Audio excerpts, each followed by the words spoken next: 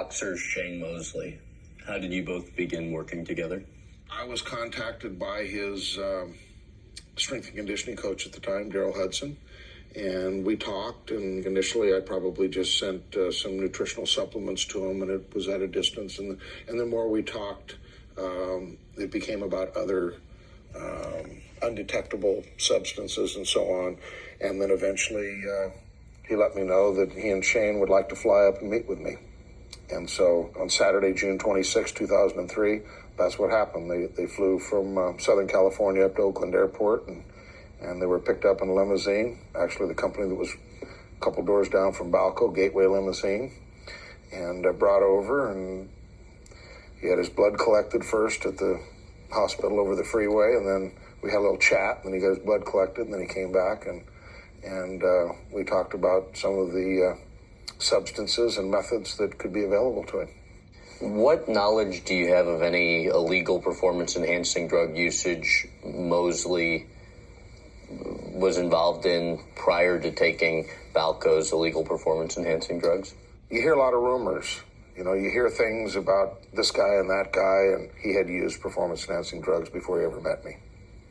Now, whether that's true again, you know, I don't know. I'm just telling you that's what I'd heard. You said you taught him how to inject himself, and you even were nearby when he injected himself with EPO. What do you recall from that? I was sitting at my desk, and he was sitting directly across from me, and behind him was Daryl Hudson, his strength and conditioning coach. And once we got to the portion where it was time to learn how to administer the drugs, I came around the desk, and he stepped back over here, and we sat knee to knee, and I basically showed him specifically how to inject EPO. We did something called a double saturation point method, which means that you take half of it and put it in one side of your belly button, and the rest you put into the other side. And it increases the effectiveness of the drug by doing half a cc here and half a cc here, as opposed to a single injection. Can you explain what these are? This is the calendar that we made up, or the two calendars that we made up that day together, with him sitting at my desk. So, you know, the big issue obviously had to do with whether he knowingly did it, or whether he was told that he was being given vitamins, and it turned out, you know, that I'd misled him. Right, and he calls you essentially a liar and filed a defamation suit against you. Whatever came of the defamation lawsuit? It's been voluntarily dismissed. Voluntarily dismissed. That's the legal verbiage. And why was that? Because he decided to drop the case. For somebody like you who you filed the defamation suit, I would imagine. Not one, but two. First one in federal court in San Francisco, and then a second one in New York Supreme Court in New York. What happens to the money you had to put up legally for your defense? I just have to absorb that. What impact did the illegal performance-enhancing drugs have on Mosley that you could tell in his fights? He performed very well in what they call the championship rounds. He was probably behind the fight, and he won 8, 9, 10, 11, 12, the end of the fight. Oscar started gassing out, and of course, the reason you take EPO is to increase your recovery between rounds and give you stamina at the end of the fight, and that was the reason that we were doing it, and it seemed to work like planned. Shane Mosley, taken by Judd Burstein, in the matter Mosley versus Conti. This deposition is being held at 1790 Broadway, New York, New York, on October 27, 2009, at approximately 9:53 a.m.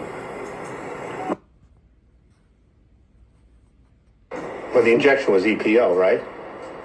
It was EPO, yes. And you knew it was EPO that day, correct?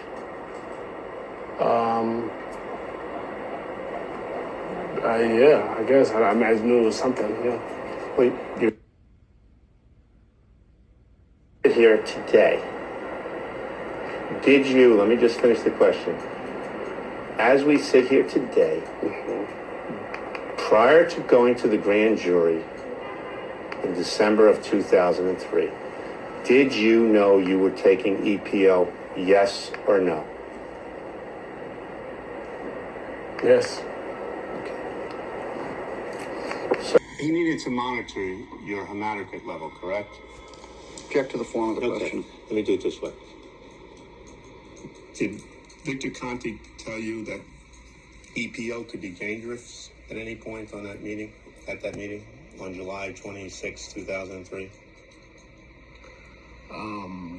He told me that, well, I believe he told me and Daryl that he needs to make sure that he checks my blood to make sure that, like I said, I'm all right. And I believe he said yes, if it gets too high, if it goes way out of proportion, that could be dangerous. So he needs to know what I'm doing.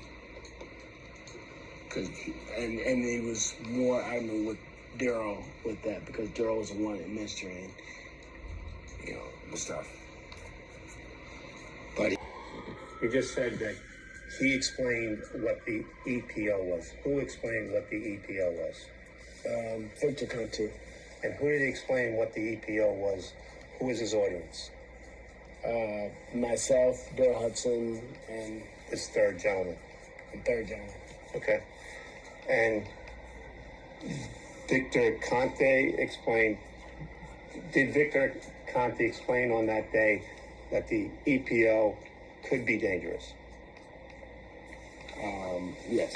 And by the way, did you see you earlier today testified you put your finger out, your forefinger and your thumb at about 3 inches, and you said someone had a bottle that day, July 23rd, 2006, correct? July 26th.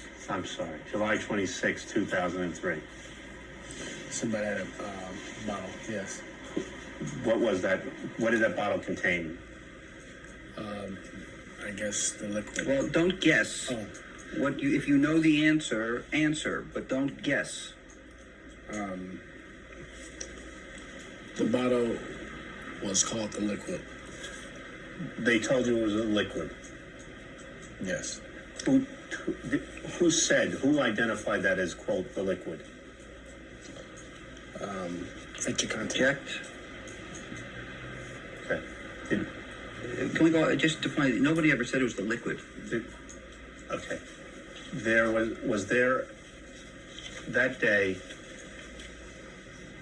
you took 3 things, right? Including the liquid, is that correct?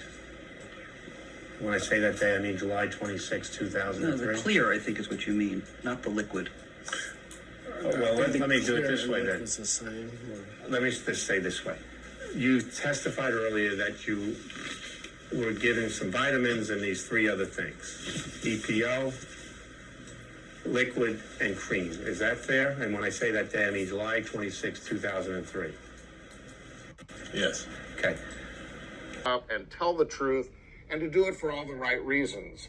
As a result, 2 lawsuits were filed against me, one by Marion Jones in the amount of $25 million, and the other by boxer Shane Mosley in the amount of $12 million. These were simply fraudulent lawsuits. They lied in their declarations that were filed. Thereafter, when confronted, of course, I prevailed in both of these cases.